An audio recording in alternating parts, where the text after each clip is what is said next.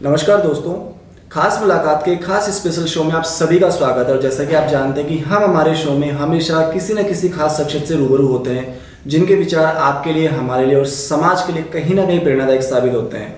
और आज जिनसे मिलने जा रहे हैं शायद आप सभी उनके जैसा बनना चाहेंगे, बिकॉज पेशे से वो एक डॉक्टर हैं, डेंटिस्ट हैं और एक होटल की ऑनर हैं, मैनेजिंग डायरेक्टर हैं होटल सोवेनियर पिपरमेंट, जो कि आपके शास्त्री नगर जयपुर में ही है। और एक बहुत प्यारा होटल इन्होंने बनाया हुआ है। मैं सबसे पहले स्वागत करना चाहूँगा doctor Alka Gaur. Thank you so much ma'am, स्वागत है आपका हमारे शो में। और बेसिकली आपसे मिलके आई थिंक आज बहुत सारे सवालों के जवाब हमारे दर्शकों को मिलेंगे। और सबसे पहले तो मैम एक छोटा सा प्यारा सा सवाल मैं आपसे पूछना चाहूँगा कि आपकी जो जर्नी रही है ये एक डॉक्टर बनने की और एक होटल, एक खूबसूरत होटल की मालिक बनने की, ये आपने कैसे शुरू की इसको? सबसे पहले मैं आपको अपनी डॉक्टर बनने की जर्नी बताती हूँ। ये कैसे शुरू हुई कि मेरे फादर जो हैं उनका बहुत बड़ा ड्रीम था कि वो डॉक्टर बने, लेकिन उनकी फाइनेंशियल कंडीशंस कुछ इस तरह से रही कि उनका ये सपना पूरा नहीं हो पाया। और ये सपना उन्होंने फिर मुझे दिखाया और मैं इससे बहुत इंस्पायर्ड हुई और उन्होंने मुझे इसके लिए समझाया कि क्या होता है कि जब girls as a doctor profession को चूज़ करती हैं तो उनका सोसाइटी के अंदर बहुत डेकोरम रहता है। ये चीज़ मुझे बहुत अच्छी लगी। जबकि मैंने एमबीए के लिए भी ट्राई किया था, वो भी मेरा एक ड्रीम था, लेकिन मैंने फर्स्ट ड्रीम जो चूज़ किया वो अपने फादर का सपना पूरा करने के लिए डॉक्टरी को एज ए पैशन ऑप्ट किया मैंने। और रही बात, जैसे आपने मेरे से दूसरा सवाल पूछा होटल की, तो वो ये रहा कि मेरे हस्बैंड बेसिकली डॉक्टर हैं, but he is businessman by profession. और ये हम लोगों के आप कह सकते हो कि जीन्स में है, ब्लड में है। हमारे इन लॉज सारे इसी प्रोफेशन में, माइनिंग बिजनेस के अंदर या होटल इंडस्ट्री के अंदर।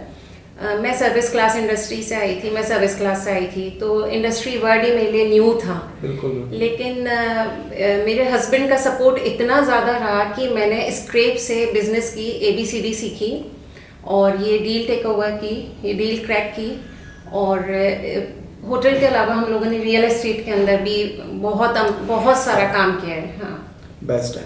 यहाँ सबसे बड़ी बात ये निकल के आती है कि इन्होंने अपने पिताजी के सपने को पूरा किया, उसको जिया, उस सपने को, जो आज के टाइम में अगर देखने वाली बात और सोचने वाली बात है। मैम, यहाँ एक जो सवाल निकल के आता है कि आपने, जो आपके फादर थे जो एक्चुअली वो डॉक्टर बनना चाह रहे थे, हाँ, बट वो नहीं बन पाए किसी सिचुएशन की वजह से, बट आपने उस सपने को पूरा किया। हाँ, यहाँ हम मोस्टली देखते हैं कि जब पेरेंट्स अपने बच्चों को लेकर जो सपना देखते हैं कि मेरा बच्चा डॉक्टर बने, इंजीनियर बने या होटलियर बने या कोई अच्छा बिजनेसमैन बने या गवर्नमेंट जॉब करे वो, बट आज की जो जनरेशन है वो सोचती है कि नहीं, मुझे मेरे हिसाब से अपनी लाइफ को जीना है एंड मैं जो चाहूँ वही मुझे करना है, मुझे अपने माता पिता से कोई मतलब नहीं है। वो इतना ही मतलब रखते हैं कि ठीक है, सुबह गए, शाम को आ गए, खाना खाया, अच्छा अपने पॉकेट मनी ली और अपना ऐश किया। काफ़ी हद तक ऐसे केसेस आए हैं। तो ऐसे बच्चों को आप कैसे गाइड करना चाहेंगे कि वो एक्चुअल में उस ड्रीम को जिए? सबसे पहले किसी भी समस्या का समाधान आप ही के पास, आप ही के घर में, आप ही के परिवार में होता है।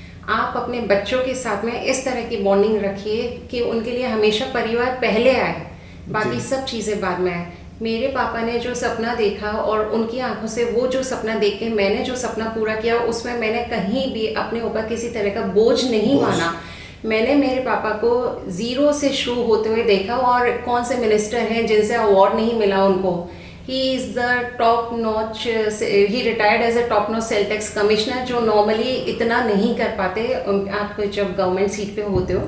मुझे ये लगता है कि हमें बच्चों के साथ में, हर बच्चा स्पेशल है, हर बच्चे को भगवान ने कोई ना कोई क्वालिटी ऐसी दी है, लेकिन पेरेंट्स को भी कुछ समझने की ज़रूरत है, कुछ प्यार से, कुछ संस्कार से, कुछ अपनेपन से, कि हम बच्चों को ये समझाएं कि हाँ, हम ये चाहते हैं क्योंकि इसमें आपका भला छिपा है, और अगर आप कुछ चाहते हो तो वो भी आप हमसे शेयर करो, जिससे हम उसको, उन बच्चों को उसका सही और गलत दोनों पहलू समझा पाएँ।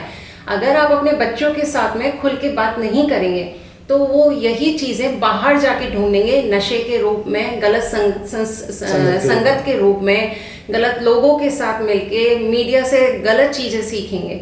तो मेरा कहना यह है कि हम सबसे पहले अपने बच्चों को बहुत प्यार, बहुत सहजता से पालें, उनके अंदर वो संस्कार दें, उनको इस तरह से बड़ा करें कि उनको कभी ये नहीं लगे कि कुछ भी उनके ऊपर थोपा जा रहा है। ये मैं इम्पोर्टेंट बात है यहाँ पे कि आपके बच्चों को या जैसे लाइक आप भी हैं तो कभी भी ऐसा फील नहीं होना चाहिए कि यार मुझ पे ये चीज़ ज़बरदस्ती थोपी गई है जो मेरे उसूलों के खिलाफ है या जो मेरे ड्रीम का पॉइंट ही नहीं है कहीं ना कहीं। मैम आपने एक बात यहाँ शेयर करी कि आप सर्विस क्लास से थी एंड वहाँ से आप बिजनेस क्लास में आप आए हैं, ठीक है। तो आई थिंक ये जो जर्नी होती है थोड़ी सी टिपिकल होती है, सर्विस क्लास से निकल के अचानक से बिजनेस क्लास में जाना। डेफिनेटली आपको सपोर्ट मिला है इसके लिए, बट कुछ चैलेंजेस आपने देखे होंगे इस दौरान। बहुत सारे चैलेंजेस, एक नहीं कुछ नहीं, बहुत सारे चैलेंजेस। आप सर्विस क्लास से आते हो, आप इकलौती बेटी होते हो, आपको बहुत प्यार से पाला जाता है और आपको ABCD नहीं पता होती दुनियादारी की। लेकिन मैंने ये सारी चीज़ें, जैसे कि कहावत है, behind every successful man there is a woman, तो वही मेरे केस में हुआ कि मेरी सक्सेस के पीछे जो एक इंसान का हाथ है, जो सबसे बड़ा हाथ है, वो है मेरे हस्बैंड, जिन्होंने मुझे कंप्लीटली, जिसको कह सकते हैं कि grooming the. Grooming in the sense कि कैसे सोसाइटी के अंदर खुद को निखारा जाता है, कैसे सोसाइटी से स्ट्रगल करके खुद को स्टैंड किया जाता है, कैसे फाइनेंसेस को मैनेज किया जाता है। ये जो भी मैंने सीखा, ये मैंने अपनी शादी के बाद में अपने ससुराल में आके सीखा। मुझे बहुत सपोर्ट मिला मेरे इन लॉज से, मेरे हस्बैंड से, ऑफ कोर्स फादर से तो मुझे मिला ही था। उन्होंने तो मुझे बिल्कुल एक लड़के की तरह पाला, उस समय में भी एक लड़के की तरह पाला। लेकिन ये जो स्किल्स थी ना बिजनेस की, ये सारी मैंने बाद में, शादी के बाद में सीखी। रही बात, जैसे आपने मुझे कहा था डॉक्टरी का और फिर बिजनेस का, देखो आपने डॉक्टरी को एज ए प्रोफेशन चुना है, वो आपकी स्किल है, वो आपके हाथ से कोई भी नहीं चुरा सकता। You can make money, you can earn the decorum which I have today. लेकिन जो बिजनेस है, सेकंड पैशन आप कभी भी ऑप्ट कर सकते हो। ऐसा नहीं है कि आप डॉक्टर बन गए तो अब आप कुछ नहीं कर सकते। डॉक्टर बनने के अलावा भी मैंने मिसेस इंडिया वर्ल्ड वाइड का फिनाले जो है उसमें पार्टिसिपेट किया था and I was one of the finalist from Rajasthan. उसके अलावा रियल एस्टेट बिजनेस में भी I work with my husband. Hospitality sector में भी हम लोगों ने कदम रखा। सोसाइटी के लिए भी मैं काफ़ी NGOs के साथ अभी काम कर रही हूँ और समाज के लिए भी, ब्राह्मण समाज के लिए भी हम दोनों अभी मिलके बहुत सारा काम कर रहे हैं। तो आप हमेशा अपनी प्रायोरिटी डिसाइड करिए। कोई भी काम छोटा या बड़ा नहीं होता। हाँ, शुरू करने में बहुत तकलीफें आती हैं, लेकिन उन तकलीफ़ों से घबरा के भाग जाना कहीं कोई विकल्प नहीं है। उन तकलीफ़ों को पत्थर बन के, चट्टान बन के उनको झेलना, उनसे लड़ लेना, उनके आगे खड़े हो जाना सबसे अच्छा सल्यूशन है। ये बात इन्होंने बिल्कुल सही कही है कि भाग जाना आपके लिए कोई विकल्प नहीं है। चट्टान की तरह मजबूत इरादे रखे और उस परिस्थितियों से, उन सिचुएशन से, उन परेशानियों से आपको टकराना ही पड़ेगा। मैम यहाँ एक इंपॉर्टेंट सवाल आपसे मैं जरूर पूछना चाहूँगा, बिकॉज आप होटल इंडस्ट्री में हैं एंड रियल एस्टेट में भी आप वर्किंग करते हैं।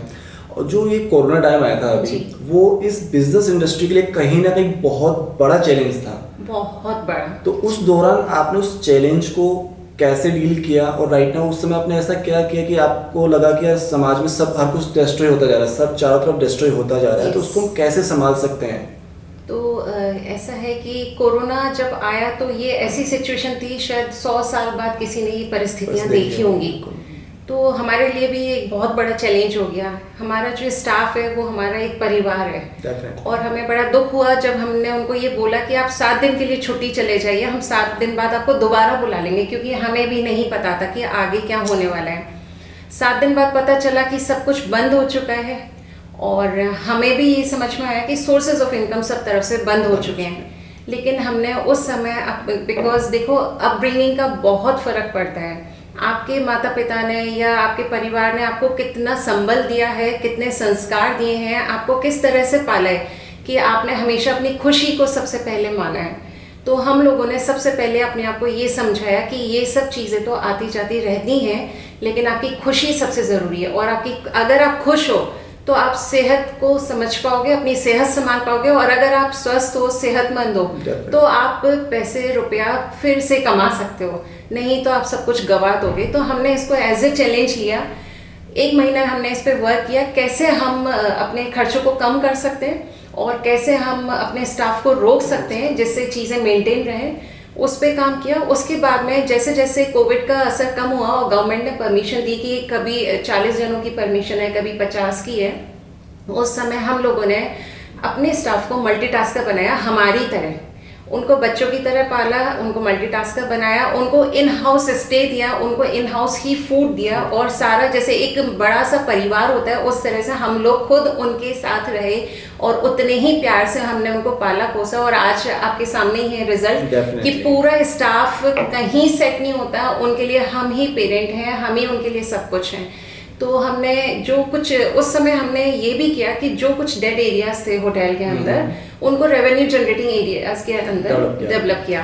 फॉर एग्जांपल जैसे मैं डॉक्टर हूँ प्रोफेशन से, जैसे आपको पता है, तो हम लोगों ने हमने एक हैंडीक्राफ्ट का शॉप दे रखा था होटल के अंदर आउटसाइडर्स को, जो हमने उस समय वो कोविड की वजह से शट डाउन हुआ, और उसके अंदर हमने बहुत ही सोफिस्टिकेटेड, बहुत ही वर्ल्ड क्लास क्लिनिक सेटअप किया। And it's one of its kind, first of its kind in whole North Rajasthan, in the North India, and in Rajasthan is the first concept, and in Jaipur again is the first concept. कि आपने एक छोटे से area के अंदर इतना compact clinic बनाया with high and equipment, well qualified doctors, और उसके अंदर सबसे ज़्यादा खूबसूरती की बात यह है कि बाय अपॉइंटमेंट है। डोमेस्टिक पेशेंट हो या इंटरनेशनल पेशेंट हो, उनके लिए स्टे, उनके लिए टेलर्ड फूड, उनके लिए कस्टमाइज्ड सारा स्टे के साथ में टूर ट्रैवल जो भी है विद स्पाउस और विदाउट स्पाउस, वो सब हमने उनको इन हाउस दिया। ड्यूरिंग ट्रीटमेंट आपको पता है कि पेशेंट को हम लोग कह देते हैं आप ये खाना वो खाना, अब जो पेशेंट ट्रैवल करके बाहर से आ रहा है उसके लिए बहुत मुश्किल हो जाती है ये सब चीज़ें, या उनके साथ में जो उनके अटेंडेंट आ रहे हैं उनके लिए बड़ी तकलीफ वाली चीज़ें हो जाती हैं। तो हमने उनको इन हाउस स्टे दिया उसी पैकेज के अंदर, उनके लिए जो कस्टमाइज फूड था वो बनवाया। पर्सनल टेक्नीशियन है जो आपके लिए 24 आवर्स ऑन द टो खड़े रहते हैं। एक क्लास मटेरियल है, the most expensive and high quality material is using. Great.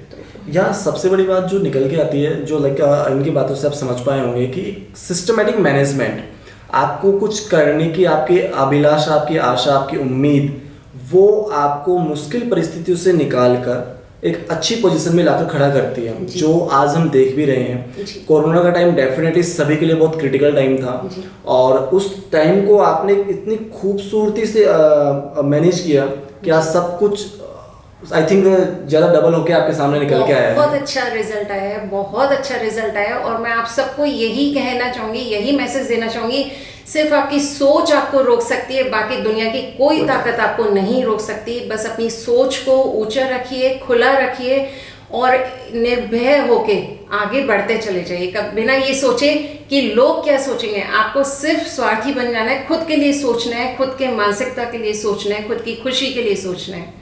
Practical है, और ये बात तुम बिल्कुल डेफिनेटली सही है। और जाने से पहले इतना ही जरूर कहूँगा आप सभी से कि सोच आपकी मजबूत है, इरादे आपके मजबूत है, तो आपको आगे बढ़ने से कोई नहीं रोक सकता। अगर आपकी सोच ही कमज़ोर है तो आप कितना भी कोशिश कर ले, आप आगे नहीं बढ़ पाएंगे। और हमारे परिवार के लिए, हमारे समाज के लिए और इस देश के लिए आपके मजबूत इरादों का होना बहुत ज़रूरी है। मैम, आप हमारे शो में आए इसके लिए बहुत बहुत धन्यवाद। धन्यवाद। जय हिंद, जय हिंद, जय भारत।